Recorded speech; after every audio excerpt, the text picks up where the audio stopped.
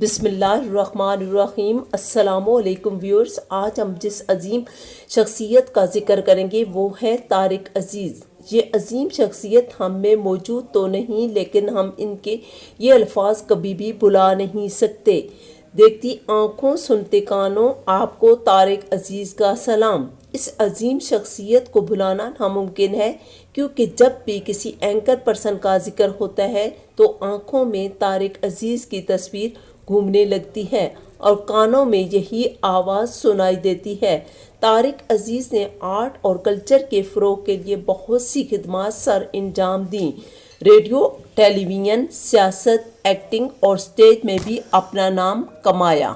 طارق عزیز 28 April 1936 کو متحدہ پنجاب کے ضلع جالندھر میں برٹش راج کے دوران پیدا ہوئے۔ تو ویورز، ہم آپ کو یہ بھی بتاتے چلیں کہ آپ کے والد کا نام میاں عبدالعزیز پاکستانی تھا۔ آپ کے والد اپنے نام کے ساتھ پاکستانی لگاتے تھے، حالانکہ اس وقت پاکستان نہیں بنا تھا، لیکن تحریک زوروں پر تھی۔ طارق عزیز نے اپنی ابتدائی تعلیم جالندھر سے حاصل کی۔ 1947 کے بعد جب پاکستان بن گیا تو آپ اپنے والدین کے ساتھ پاکستان کے شہر سہیوال میں آ گئے۔ آپ نے اپنی ابتدائی تعلیم اسی شہر سے حاصل کی۔ اس کے بعد آپ روزگار کی تلاش میں لاہور آ گئے۔ آپ ایک اخبار میں بطور جرنلسٹ کام کرتے رہے۔ آپ کو ریڈیو میں بھی کام کرنے کا موقع ملا۔ 1964 میں آپ نے پاکستان ٹیلی ویژن پر بھی کام کیا۔ آپ کو ٹی وی کا پہلا چہرہ بھی کہا جاتا ہے۔ جب ٹی وی پر نشریات دیکھی گئیں تو سامنے طارق عزیز تھے۔ آپ نے 30 ایئر تک پاکستانی ٹیلی ویژن پروگرام نیلام گھر کی بھی میزبانی کی۔ آپ نے 25 فلموں میں کام کیا۔ 1967 میں شباب دورانی کی فلم انسانیت میں آپ کی اداکاری کمال کی تھی۔ 1969 میں فلم سالگرہ، جو بہت سپر ہٹ فلم تھی۔ 1969 میں ہی طارق عزیز کی دوسری سپر ہٹ فلم زندگی تھی۔ طارق عزیز کی آخری فلم ماں بنی دلہن، اس میں آپ نے اپنی بھرپور اداکاری کے جوہر دکھائے۔ آپ کو 1992 میں پرائڈ آف پرفارمنس سے بھی نوازا گیا۔ آپ کو مہنگے ترین اینکر ہونے کا بھی اعزاز حاصل ہے۔ آپ ایک گھنٹے کا 10 لاکھ بھی لیتے تھے۔ ہم آپ کو یہ بھی بتاتے چلیں کہ طارق عزیز نے سیاست میں بھی حصہ لیا۔ آپ کا سیاسی کیریئر ذوالفقار علی بھٹو کے دور میں پیپلز پارٹی سے شروع ہوا۔ 1996 میں آپ نے مسلم لیگ جوائن کی۔ آپ نے 1997 میں عمران خان کے خلاف الیکشن لڑا اور آپ کامیاب ہو گئے۔ جس نوجوان نے ٹی وی سے اپنے کیریئر کا آغاز کیا تھا وہ ایک برانڈ بن گیا اور آنے والوں کے لیے مشرے راہ بنا۔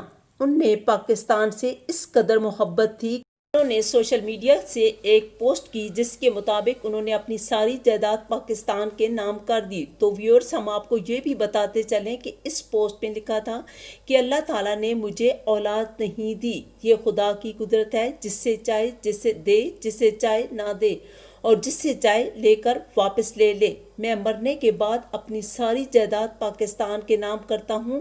آپ ایک شاعر اور ایک رائٹر بھی تھے۔ آپ کا تعلق ایک آرائی خاندان سے تھا۔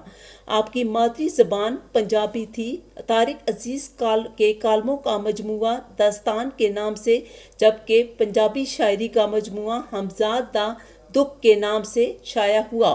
انہوں نے بہت زیادہ شہرت 1975 سے شروع ہونے والے پی ٹی وی کے پروگرام نیلام گھر سے پائی، جو بعد میں بزم طارق عزیز شو کے نام سے مشہور ہو گیا۔ آپ کی تعلیم صرف ایف اے تھی، لیکن کمال کی مہارت رکھنے والے انسان تھے۔ تو ویورز، کسی بھی قوم کی شناخت کچھ مخصوص شخصیات ہوتی ہیں جو کہ عوام کے لیے راستہ متعین کرتی ہیں۔